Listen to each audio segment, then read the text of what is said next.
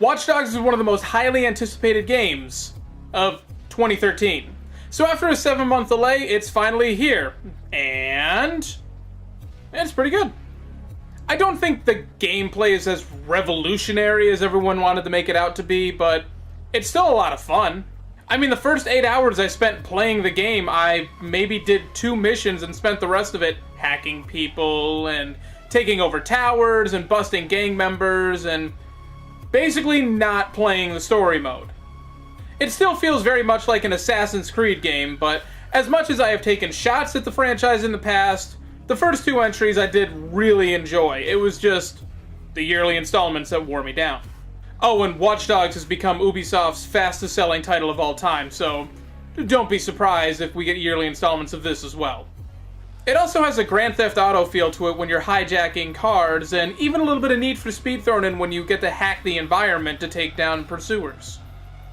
The story is interesting. It's not on the level of, say, BioShock Infinite or The Last of Us, but it'll definitely keep you entertained because it's Ubisoft. You know you're gonna get something good. You know, unless a crime or 12 show up and then you go do that for a while. Like, a long while. I guess the biggest downer is the graphics.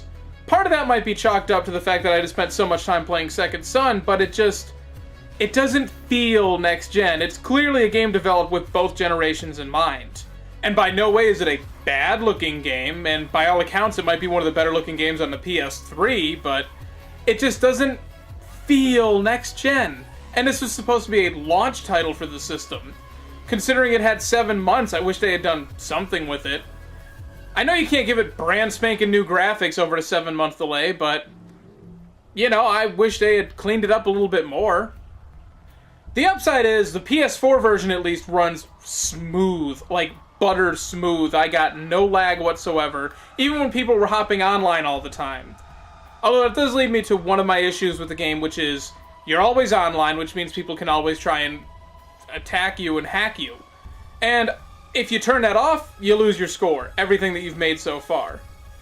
The upside is, at least you can ignore any of these requests, you're not forced into doing them.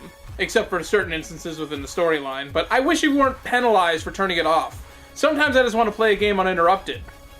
So yes, the biggest driving force in this game is the gameplay. Hacking things is fun. I mean, I made $200,000 before I even did a second mission because I spent so much time just hacking people. There is a lot to do in the game, and you'll definitely keep yourself busy. I wouldn't go so far as to say it's a Game of the Year contender, at least for me personally, but it'll probably be in my top 10 Game of the Year list later on down the road.